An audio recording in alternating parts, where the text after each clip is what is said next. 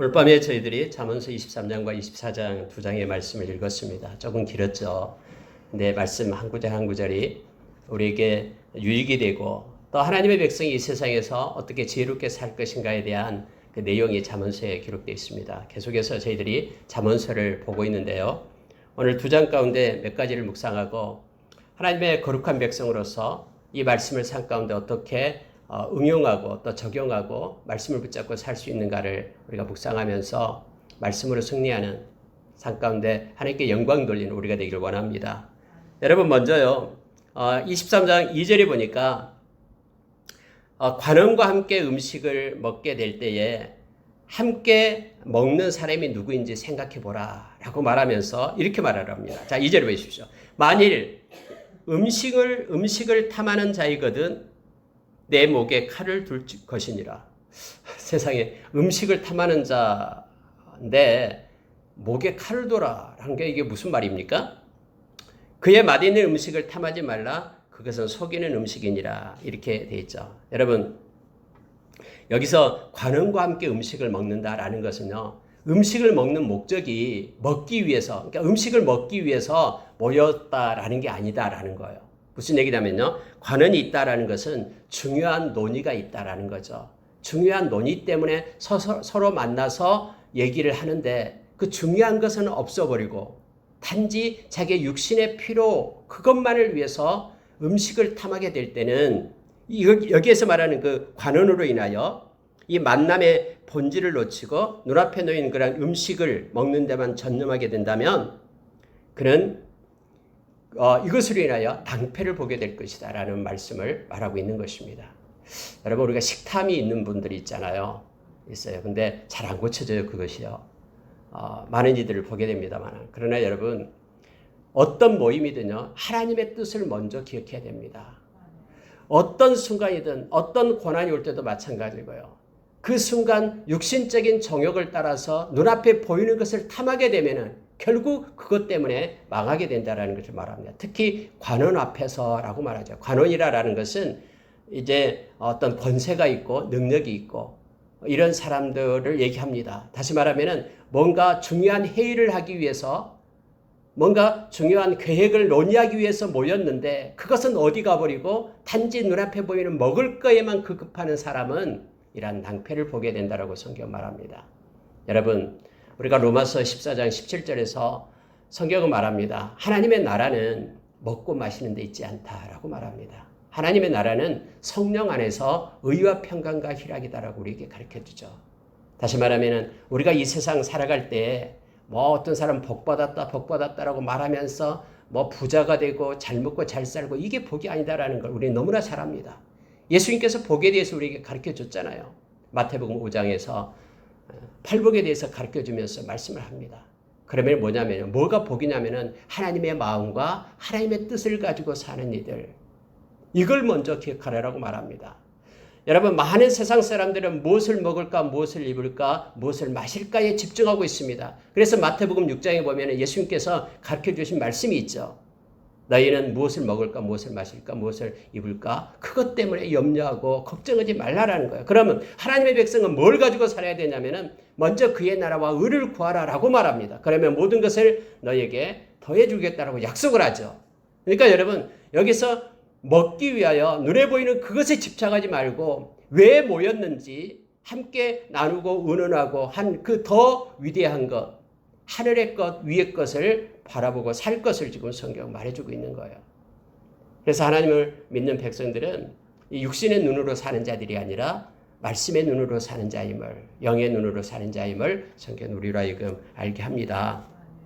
여러분 4절에 보면은요 부자 되기에 애쓰지 말고 내 사사로운 지혜를 버릴지어다. 내가 어찌 험한 것에 주목하겠느냐. 정령의 재물은 스스로 날개를 내어 하늘을 나는 독수리처럼 날아가리라. 여러분 부자 되기에 애쓰지 말고 하니까 사람들 다 부자 되고 싶어 하는데 왜 부자 되기에 애쓰지 말라고 하지? 이렇게 생각하기 쉽습니다. 여러분 부자는요 우리 인생의 목적이 아닙니다. 이것은 하나님이 주신 은혜죠. 이것이 목적이 돼서는 안 됩니다. 여러분 재물에 대해서도 동일합니다. 성경에서 계속해서 말해주고 있는 것은요. 재물은 하나님이 우리에게 공급해 주는 것이에요. 그래서 재물에 소망을 두면 망한다라고 얘기합니다. 여러분 디모데전서 그 6장 17절 이하에서 나오죠. 재물에 대해서 소망을 두는 게 아니라 재물을 공급하시는 하나님께 소망을 둬야 된다고 얘기합니다. 나는 부자들에게 이렇게 말하라 하면서 바울사도가 디모데에게 그렇게 명령하고 있는 거예요. 그래야지만이 그들이 생명을 얻게 된다고 말하고 있죠. 디모데전서 6장 5절 이하에서는 우리가 이 세상에 올 때 빈몸으로 와서 떠날 때도 빈몸으로 간다라고 얘기합니다. 그러면 이 땅에서 우리를 먹이고 입히고 모든 것을 공급하시는 이는 하나님이시다라는 거예요. 히브리서 13장 5절에서 내가 너희를 떠나지 않겠다, 버리지 않겠다라고 말하는 것이 뭐냐면 내가 너와 함께 한다라고 말하면서 히브리서 13장 5절에서 우리에게 물질에 대해서 이렇게 말하고 있습니다. 모든 것을 다 가지고 계시는 그 하나님께서 우리와 동행하면서 우리의 모든 것을 채우시겠다라고 말씀하고 있는 거예요. 제가 히브리서 13장 5절을 읽어드리겠습니다. 히브리서 13장 5절입니다. 돈을 사랑하지 말고 있는 바를 족한 줄로 알라. 그가 친히 말씀하시기를 내가 결코 너희를 버리지 아니하고 너희를 떠나지 아니하리라. 여러분 여기서 돈을 사랑하지 말고 있는 바를 족한 줄로 알라 이 말하고요. 다음에 연결되는 말씀 내가 결코 너희를 버리지 않고 너희를 떠나지 않겠다. 이 말이 어떻게 연결이 됩니까? 모든 것을 가지신 분이 하나님이셔요. 우리 주님이셔요. 근데 그 모든 것을 가지신 분이 우리를 떠나지 않고 우리를 버리지 않고 우리와 함께 하겠다라는 거예요. 필요하면 채우시고 하나님께서 우리에게 공급하시겠다고 약속하기 때문에 돈을 사랑하지 말고 네가 지금 가지고 있는 것을 족한 줄로 여기라라고 지금 말씀하고 있는 거예요. 다시 말하면요. 여기서 부자 되기를 애쓰지 말고 사사로운 지혜를 버릴지어다라고 말하는 것은 막 자기가 머리를 써서 지혜를 가지고 뭔가를 해내려고 하는데요. 그러나 성경에서 말하는 것은 이거예요. 허무한 것을 왜 주목하느냐라고 말합니다. 예수님께서 우리에게 말씀해 주신 말씀이 있죠. 여러분 요한복음 6장 27절 이하에 보면은 예수님께서 그렇게 말하는 거예요. 주변에 많은 사람들한테 뭐라고 말하냐면 썩어질 양식을 위하여 일하지 말라 하고 말하니까 사람들이 말하면 그러면은 썩지 않을 영원한 양식 하나님의 일이 뭡니까? 라고 묻는 거예요. 그랬더니 예수님께서 대답하죠. 그러면 하나님의 나라의 일은 뭐냐면 바로 예수 그리스도 그가 보낸 자를 믿는 것이 하나님의 일이다라고 얘기합니다. 여러분 우리가 이 세상에서 예수를 믿는 것, 예수 믿고 사는 믿음을 지키는 것이 하나님의 일이에요. 우리가 끝까지 믿음을 붙잡고 가는 것이 우리는 하나님의 거룩한 일을 하고 있는 거예요. 영원한 일을 하고 있는 것입니다. 그래서 여러분 우리가 베드로전서 1장 7절에서 이 세상 끝나고 주님 만날 때에 주님은 우리의 믿음을 본다고 그러죠. 믿음으로 살았는가? 너 그때 어렵고 힘들 때 그 어렵고 힘들 때 네가 믿음으로 사는 건 내가 보았다라고 주님은 우리를 칭찬할 겁니다. 그래서 우리에게 고난이 오고 힘듦이 올 때는요. 우리가 믿음으로 살아낼 수 있는 기회예요. 그리고 믿음으로 말씀으로 그걸 살기를 원합니다. 그래서 주님께서 영광을 주고 칭찬하고 우리를 존귀케 한다라고 성경은 말씀해 줍니다. 결국은 믿음으로 사는 것이 하나님 나라의 일입니다. 영원한 일입니다. 물질을 얻기 위하여 사는 것이 아니라 이 물질은 하나님께서 채우시고 필요하면 주시는 거예요. 그래서 물질에 소망을 두는 게 아니라 물질을 공급하시는 하나님께 소망을 두며 살 것을 우리에게 말해주고 있습니다. 마태복음 6장 24절에서 두 주인을 섬기지 말라라고 말할 때에 한 주인이 물질입니다. 그리고 한 주인은 하나님이죠. 저와 여러분은 하나님만을 섬기고요. 당연히 물질은 하나님께서 주신 대로 족한 줄로 알고 감사함으로 나갈 때에 하나님이 공급해 주심을 우리는 압니다. 어찌 허무한 것을 주목하겠느냐. 정령이 재물은 스스로 날개를 내어 하늘을 나는 독수리처럼 날아가리라. 그가 아무리 붙잡으려고 해봤자 하나님께서 독수리처럼 날게끔 한다라고 말합니다. 하나님께 소망을 두는 저와 여러분 되기를 원합니다. 말씀을 붙잡고 믿음으로 살아가는 저와 여러분 되기를 원합니다. 여러분 10절을 보십시오. 옛 지계석을 옮기지 말며 고아들의 밭을 침범하지 말지어다. 대저 그들의 구속자는 강하시니 그가 너를 대적하여 그들의 원한을 풀어주시리라. 여러분 지계석은요 정해진 것을 얘기합니다. 여기 내 땅이요. 이 지계석 이쪽으로 나무 땅이에요. 근데 이 지계석을 몰래 옮기지 말라라는 거예요. 왜요? 자기의 욕심 때문에 자기 땅 좀 많이 하기 위하여 그 경계선을 밀어붙이지 말라라는 거예요. 또한 여러분요 고아들의 밭을 침범하지 말라. 고아들의 힘이 없잖아요. 그러니까 고아들의 밭을 시커멓이 밀어서 자기 밭으로 만드는 거예요. 이렇게 하지 말라라는 거예요. 왜냐하면 하나님이 보고 계시고 그들의 구속자는 강하다. 그들의 구속자가 누구예요? 하나님이시죠. 하나님은 강하시기 때문에 너를 대적하게 될 것이다. 올곧고 정직하게 살아라라고 우리에게 말합니다. 이것이 하나님의 기뻐예요. 하나님은 정직한 자의 삶을 통해서 기쁨을 얻으신다라고 성경은 약속해 주죠. 여러분, 하나님을 믿는 백성들은 이 땅에서도 정직하게 살아야 됩니다. 이것이 우리의 신앙 고백임을 잠언은 계속해서 말해요. 여러분, 지금 잠언서를 계속해서 우리가 보고 있는데요. 잠언서에서 가장 많이 나온 게 뭐냐면은 정직하게 사는 것. 사람이 있으나 없으나 아무리 약한 자나 부족한 자라고 해도 그 사람 것을 존중해 주면서 거룩하게 살 것, 정직하게 살 것을 잠언서는 얘기합니다. 하나님이 신원해 준다라고 약속해 주십니다. 자, 16절에도 이렇게 말하는 거예요. 만일 내 입술이 정직을 말하면 내 속이 유쾌하리라. 하나님의 마음이에요. 네 입술로 정직하게 얘기하면은 이걸 보고 있는 내 속, 이건 아버지이죠. 아버지의 속이 유쾌해질 것이다. 기뻐하겠다라고 말하는 거예요. 우리가 정직을 얘기할 때 하나님은 너무너무 기뻐요. 그래, 너는 내 아들이야. 내 아들은 다르지. 사람은 다 속이면서 불의와 타협하고 그렇게 살아갈 때에 하나님의 백성은 올곧고 정직하게 말하고 설 때에 하나님의 마음은 기쁨으로 가득 찬다라고 지금 성경은 말해주고 있습니다. 여러분, 17절로 가겠습니다. 내 마음으로 죄인의 형통을 부러워하지 말고 항상 여호와를 경외하라. 또 다른 여러분, 이 잠언서가 강조하고 있는 것이 그거예요. 죄인의 형통, 악인의 형통함을 부러워하지 말라라는 거예요. 그 사람이 아무리 엄청난 그런 부를 누리고 있다고 해도 그 사람이 죄인이면 그거 형통함 부러워하지 말라라고 얘기합니다.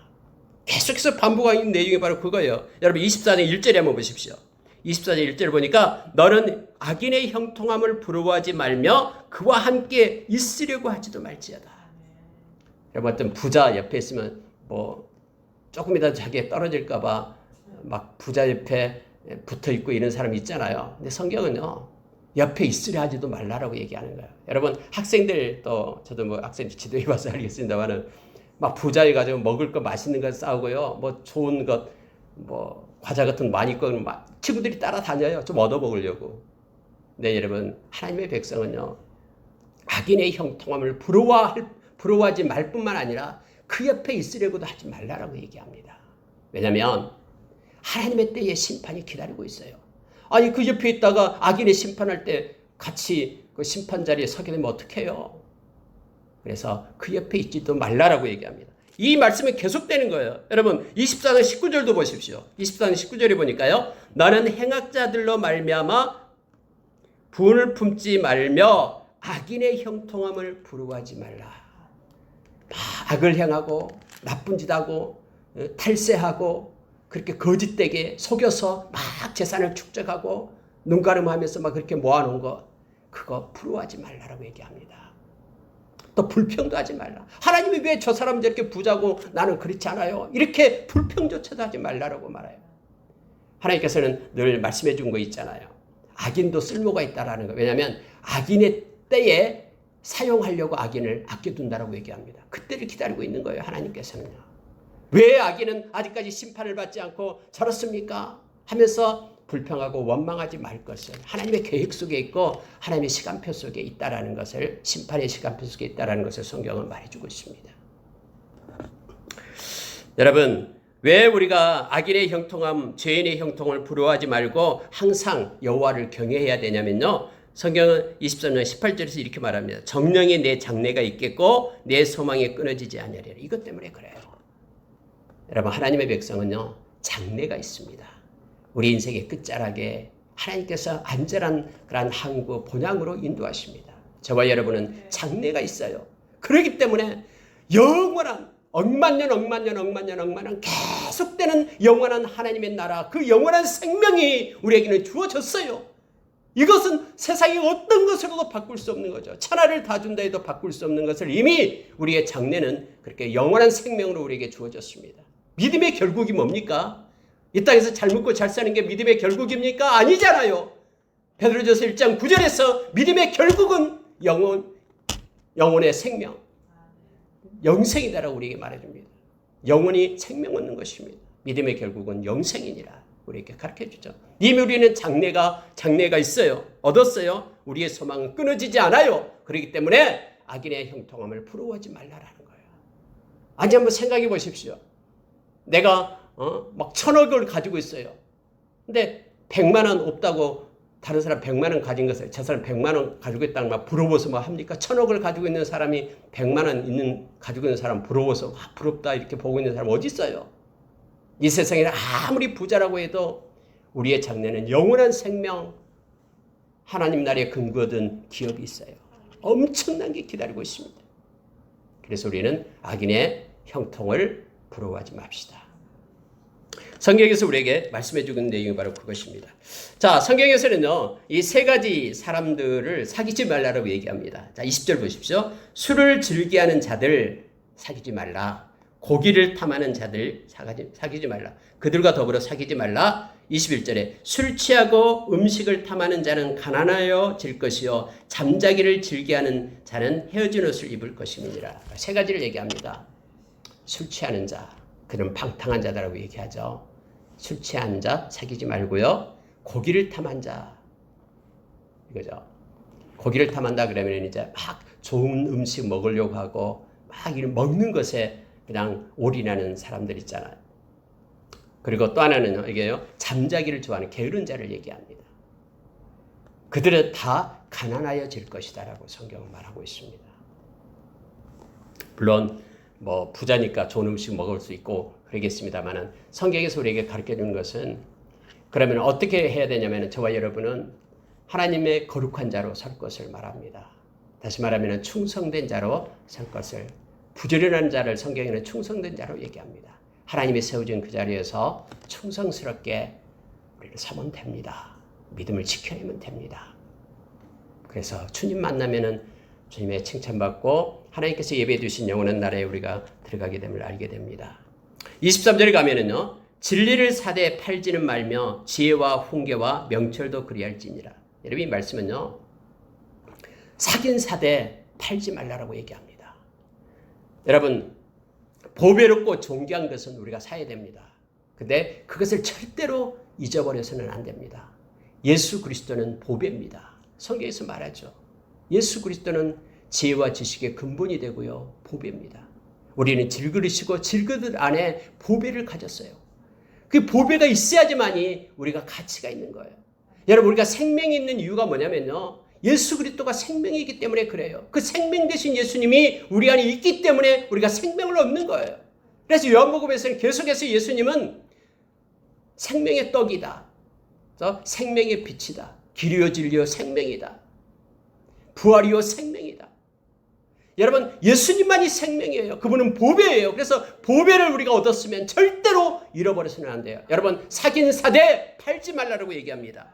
자, 뭘 말하면 진리를 사되 팔지 말고 지혜를 샀으면 팔지 말고 훈계와 명철도 팔지 말라고 얘기합니다. 지혜가 뭡니까? 하나님을 경외하는 것이 지혜죠. 하나님을 경외하는 것은 절대로 팔지 말고 인생 끝날 때까지 하나님을 경외하는 삶 살 것을 말해주고 있어요. 진리 알레테이아, 진리가 뭡니까? 진리는 예수 그리스도와 하나님의 말씀이죠. 이 말씀을 우리가 받았으면 말씀을 버리지 말고 끝까지 말씀 붙잡고 살아가는 것, 이것이고 믿음임을 우리에게 말해줍니다. 절대로 우리는 이것을 팔아먹어서는 안 됩니다. 이것이 우리를 지켜주고 또 세상 끝날 때까지 우리를 인도하실 것입니다. 우리를 진리가 자유케 합니다. 여러분 29절로 가겠습니다. 재앙이 네게 있느냐, 근심이 네게 있느냐, 분쟁이 네게 있느냐, 원망이 네게 있느냐, 까닭 없는 상처가 네게 있느냐, 붉은 눈이 네게 있느냐, 술에 잠긴 자에게 있고. 여러분 여기 특히 잠언 23장은요, 이 술 취함에 대해서 말하게 주고 있어요. 한번 읽어보십시오. 그러면 여러분 읽었듯이요, 술을 버려라라고 얘기합니다. 언제나 술 취함과 방탕함은 같이 오죠. 그래서 여러분 술을 좋아하는 이들에게는 재앙이 있다라고 말합니다. 재앙과 근심과 분쟁과 원망과 붉은 눈과 이렇게 말하죠. 특히 여러분요, 너는 그것을 보지도 말지어다라고 21절에 말하죠. 여러분 제사장들은요, 성전에서 일을 행할 때 절대로 포도주와 독주를 먹어서는 안 됩니다. 그렇게 규정하고 있죠. 저와 여러분이 제사장이에요. 왕 같은 제사장. 베드로전서 2장에서 거룩한 제사장. 왜냐하면 우리는 삶의 예배를 드리는 자들이잖아요. 삶 속에서 하나님께 예배자로 서는 거예요. 영과 진리로 예배하는 자들. 그래서 술 취하지 말고 대신에 성령에 취할 것을, 술 취하지 말라 이는 방탕한 것이 오직 성령 충만함을 받으라라고 말합니다. 세상은 술에 취해 가지만 하나님의 백성은 성령에 취한 자로 설 것을 지금 성경은 말해주고 있습니다. 심지어 여러분 술 취한 사람은요 그 현상을 쭉 나타내요. 눈에 괴이한 것이 보이고요, 마음에는 구부러진 말을 하고. 술 취한 사람은 막 혀가 돌아가고 막 그러잖아요. 그러면서 여러분 34절에 또 이렇게 말합니다. 너는 바다 가운데 누운 자 같을 것이요. 술 취하면 막 그런 상태가 된 것 같아요. 특히 여러분요 돛대 위에 누운 자 같을 것이며, 여러분 돛대 위에는요 사람이 누울 수 있는 곳이 아니에요. 근데 술 먹은 사람은요 그렇게 막 위험한데도 막 용감해져요. 아주 막 차가 달려와도요 차를 자기가 어떻게 하겠다라고 막 뛰어내리려고. 술 취한 자의 모습이죠. 그래서 특히 23장에서는 술 취함에 대한 것을 말하고 있습니다. 이것 가지고 학생들 교육도 많이 합니다. 술에 대한 교육을 할 때 이 말씀을 가지고 하기도 합니다. 여러분 24장으로 가겠습니다. 24장 보십시오. 자, 3절에 보시기 바랍니다. 집은 지혜로 말미암아 건축되고 명철로 말미암아 견고하게 되며 또 방들은 지식으로 말미암아 각종 귀하고 아름다운 보배로 채우게 되느니라. 지혜와 명철과 지식을 가질 것을 얘기합니다. 그런데요, 지혜와 지식은 어디에 오냐면은 하나님을 경외하는 데서 온다 그랬죠. 여러분 하나님을 경외한다는 것이 뭡니까? 하나님을 사랑하고 하나님을 두려워한다라는 거예요. 보십시오. 어떤 일이 딱 닥쳤어요. 가장 먼저 생각나는 것이 하나님이다면 우리는 하나님을 경외하고 있는 거예요. 그런데 하나님이 생각이 안 나고 다른 어떤 전문가를 찾아가려고 하고 다른 누군가에게 손을 내밀려고 하면 하나님을 경외하고 있지 않는 거예요.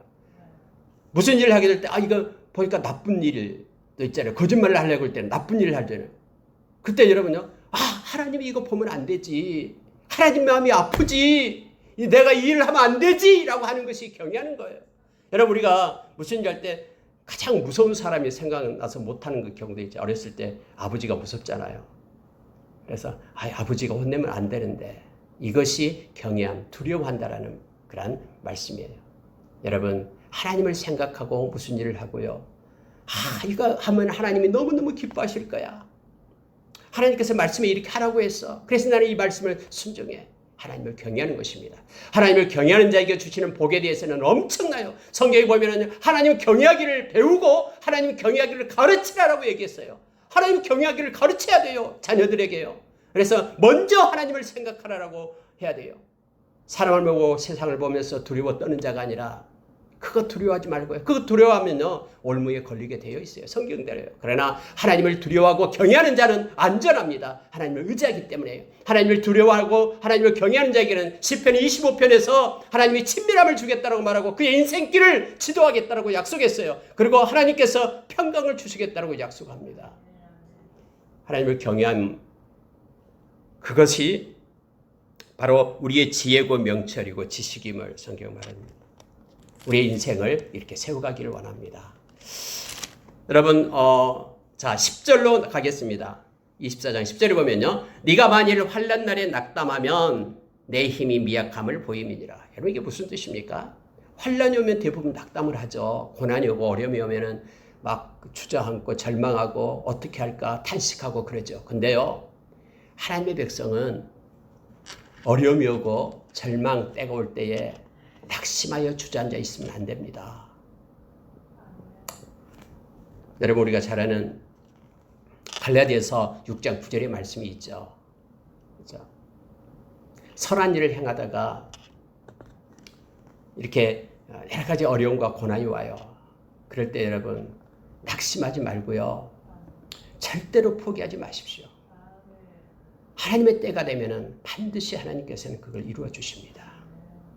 만약에 그게 선한 일이 아닐 때, 선한 일이라는 것은 하나님의 뜻을 얘기합니다. 선한 일이 아닐 때는 그것 때문에 망하게 되지만, 그러나 하나님이 기뻐하는 일은요, 하나님의 때까지 포기하지 않고 낙심하지 않으면 때가 이름에 거둔다라고 우리에게 약속해 줍니다.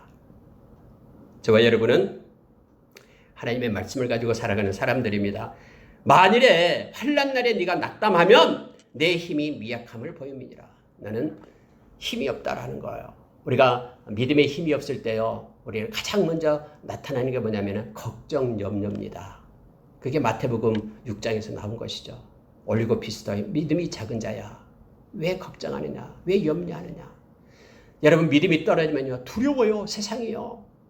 그냥 뭐 금방 어떻게 될 것 같아요. 미래가 어떻게 될 것 같아요. 그러나 여러분 우리 주님이 우리와 함께한다는 믿음이 있을 때는요 두렵지 않습니다. 죽음이야도 두려움이 없는 거예요. 여러분 믿음이 점점점 떨어질 때는 막 의심이 듭니다. 진짜 하나님 살아계셔? 나 어떻게 되는 것 아니야? 하면서 의심 속에 있죠. 또 여러분 깨달음이 없어지고요. 세상의 유혹에 빠지기 쉽습니다. 우리는 믿음으로 서야 됩니다. 오늘 여러분 여기서 내 힘이 미약함을 보임이니라. 우리의 믿음의 힘이 약해질 때 우리는 점점 낙담하고 염려 가운데 있게 됩니다. 적도 하나님 믿음 달라라고 우리가 기도하면서 믿음이 없이 하나님을 기쁘시게 하지 못하니까 믿음으로 살아가는 저와 여러분 되기를 원합니다. 세상에 믿음이 최고입니다. 근데 보십시오. 11절 12절 보십시오. 너는 사망으로 끌려가는 자를 건져주며 사륙을 당하게 된 자를 구원하지 아니하려고 하지 말라. 여러분 어려움에 처하고 힘든 사람들요 반드시 손을 펼 것을 말해주고 있습니다. 그러면서 이렇게 말합니다. 네가 말하기를 나는 그것을 알지 못하였노라 할지라도 마음을 저울질하시는 이가 어찌 통찰하지 못하겠으며 내 영혼을 지키시는 이가 어찌 알지 못하시겠느냐. 그가 각 사람의 행위대로 보응하시리라. 무슨 얘기냐면요. 막 불쌍하고 힘든 사람이 있어요. 못 본 척 지나갔다라는 거예요. 다음에 주님 앞에 섰을 때 그때 왜 그렇게 힘든 사람도 그냥 갔어? 라고 말할 때는 저 몰랐는데요? 몰랐어요. 라고 말해도 소용없다라는 거예요. 왜냐하면 하나님께서는 지금 말합니다. 마음을 저울질하시는지. 이 마음을 저울질한다라는 표현이 뭐냐면 다른 말씀으로 마음을 감찰하시는지 이거죠. 우리 마음에 있는 정직을 하나님께서는 저울에 달아본다라고 얘기합니다. 여기서 여러분 내 영혼을 지키시는지 이렇게 말하죠. 우리의 영혼을 지키시는 일을 얘기합니다. 하나님께서 우리에게 마음을 주었을 때 그 마음대로 순종하는지를 하나님께서는 보신다라고 얘기합니다. 그래서 여러분 우리가 이 세상에 살아갈 때에 할 수만 있으면 손을 펴라라고 얘기합니다. 우리 주님도 말씀했죠. 우리가 받은 것은 천국에 못 가져갑니다. 그러나 우리가 이 세상에서 베푸는 것은 천국에 가져갑니다. 우리 주님이 말했습니다. 부자 청년에게 너가 구제할 때에 하늘에 보화가 쌓일 것이다. 쌓일 것이다 라고 말합니다. 그래서 여러분 주는 것이 받는 것보다 복이 있다라고 사도행전에서 우리에게 가르쳐준 것처럼 할 수만 있으면 우리가 주님의 그 긍휼의 마음을 가지고 살아갈 것을 지금 잠언은 우리에게 가르쳐주고 있음을 보게 됩니다. 예, 여러분 자 16절 보겠습니다. 대저 의인은 7번 넘어질지라도 다시 일어나려니와 7.8기죠. 악인은 재앙으로 말미암아 엎드러지느니라. 그런데 네 원수가 넘어질 때에 즐거워하지 말며 그가 엎드러질 때에 마음에 기뻐하지 말라. 이것은 에스겔서에서도 가르쳐주고 있는 말씀입니다. 나 그럴 줄 알았어. 속이 시원하다 하고 악인이 심판받고 악인이 불행을 당할 때 그렇게 말하지 말라라는 거예요. 왜냐하면 하나님께서는 우리의 중심을 보고 계시면서 말씀합니다. 심지어 이러면 이렇게 말하잖아요. 내 원수가 넘어질 때 즐거워하지 말며 그가 엎드릴 때 마음에 기뻐하지 말라. 여호와께서 이것을 보시고 있다라는 거예요. 하나님께서 지금 우리의 마음을 보고 계시고 우리의 지금 행위를 보고 계신다라고 말합니다. 하나님이 이것을 보시고 기뻐하지 않는다라는 거예요. 물론 여러분 죄인은 죄를 지었기 때문에 심판받아서 멸망당하여 마땅하죠. 하나님의 공의로 보면은. 그런데 하나님은 공의의 하나님뿐만 아니라 사랑의 하나님이시잖아요. 막 그 죄인들이 악한 자가 그렇게 고난을 받을 때 박수치면요. 하나님이 이걸 보고 계셔요. 비록 죄인이지만은 죄의 값을 받고 있지만은 하나님은 이것을 기뻐하지 않는다라고 지금 말하는 거예요. 하나님의 마음. 하나님의 백성은 하나님의 마음을 알아야 됩니다. 우리는 불쌍히 여기는 마음. 그래서 위에서 기도하며 나갈 것을 성경은 말해주고 있죠. 원수를 위하여 원수를 사랑하고 핍박하는 자. 여러분 선대하고 그리고 축복하고 기도하라. 4가지 것을 예수님께서 우리에게 말씀했죠. 자 여러분 너는 행악자들과 말미암아 분을 품지 말며 악인의 형통함을 부러워하지 말라. 다시 한번 말합니다. 행악자는 장래가 없고요. 악인의 등불은 반드시 꺼집니다. 그러니 절대로 부러워하지 말라. 성경이 말하고 있죠. 대저 행악자는 장래가 없겠고 악인의 등불은 꺼진다. 그러니 아무리 악인이 잘 먹고 잘 살고 엄청난 부를 누린다고 해도 절대로 부러워하지 말고 그의 미래는 하나님의 심판의 손에 있다라고 말해주고 있습니다. 여러분 27절로 가겠습니다. 내 일을 밖에서 다스리며 너를 위하여 밭에서 준비하고 그 위에 내 집을 세울지니라. 여러분 이게 무슨 뜻입니까? 밖에서 준비하고 그 후에야 내 집을 세워라 라는 말은 무슨 뜻이냐면요. 여러분 여기서 집을 세운다라는 것은 가정을 이룬다라는 뜻입니다. 이 말의 교훈은 누구든지 결혼을 통해서 가정을 이루려면은 먼저 가정을 꾸려 나갈 수 있는 경제적 대책을 준비하라는 뜻으로 씁니다. 이 말이 좀 어려워요. 27절 다시 한번 보십시오. 내 일을 밖에서 다스리며 너를 위하여 밭에서 준비하고 그 후에 내 집을 세울지니라. 내 집을 세운다라는 가정을 이룬다라는 뜻이거든요. 그래서 가정을 이루기 전에 이걸 준비하면서 경제적으로 준비해야 된다라는 것을 말합니다. 여러분 잠언서에서는요, 이 준비에 대한 얘기를 많이 합니다. 여러분과 저도 준비할 게 있습니다. 우리 주님 만날 것을 준비해야 됩니다. 우리의 죽음을 준비하는 자가 가장 지혜로운 자라고 얘기합니다. 여러분 하나님은 독대할 때 우리는 아직 기회가 있죠. 하나님의 독대할 때 내가 하나님 앞에 어떻게 살아왔다라고 고백할까? 끝을 보는 자는요. 그래서 지혜롭게 남은 생을 살아갈 수가 있습니다. 하나님의 심판대를 보게 될 때 우리는 이 세상 남은 생을 얼마나 지혜롭고 보람있게 살아갈 것인가를 우리가 생각할 수가 있습니다. 여러분 여기서도 만약에 가정을 세우려고 하면은 밖에서부터 뭔가를 준비해가지고 세우라라고 말했듯이 영원한 하나님의 나라 들어갈 우리들도 남은 생 하나님 우리에게 기회 주실 때 하나님의 영광을 위하여 살아가는 우리 인생의 후반부가 되기를 원합니다. 마지막으로 여러분 32절 보고 마치겠습니다. 32절 33절이요. 내가 보고 생각이 깊었고 내가 보고 훈계를 받았노라.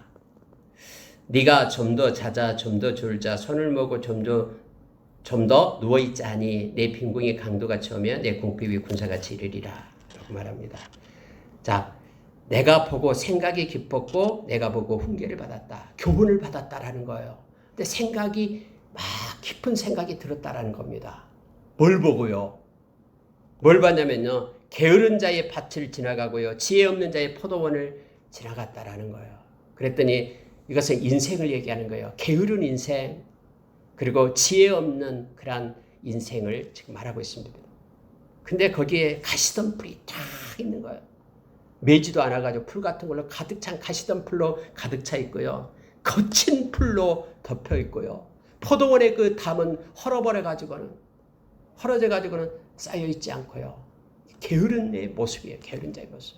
우리 인생의 길이를 하나님 앞에 쫙 펼쳐보니까는 곳곳에 담이 헐어져 있고 가꾸지 않아가지고는 숲이 무성하고 그래서 이 사람이 이걸 보고서 말하는 게 뭐냐면 내 생각이 깊었다. 깊은 생각이 들었다라는 거예요. 그리고 이것 보고 훈계를 받았다. 나의 인생은 이런 그런 아무런 의미 없는 무의미한 허무한 인생이 되지 않아야지 하는 교훈을 받았다라고 지금 말하는 거예요. 여러분과 제가 믿음으로 살고 하나님께서 주신 자리에 충성하는 자로 서기를 원합니다. 인생의 그런 시간들을 낭비하지 말고 지금부터라도 인생의 후반부를 아름답게 살아서 하나님께 영광 돌리는 우리가 되기를 원합니다. 함께 기도하겠습니다. 오늘 이 잠언에 나온 말씀 정직하게 살아라라고 말하고 악인의 형통을 부러워하지 않고요. 믿음으로 살 것을 우리에게 가르쳐 줍니다. 말씀 기도를 잠깐 하도록 하겠습니다.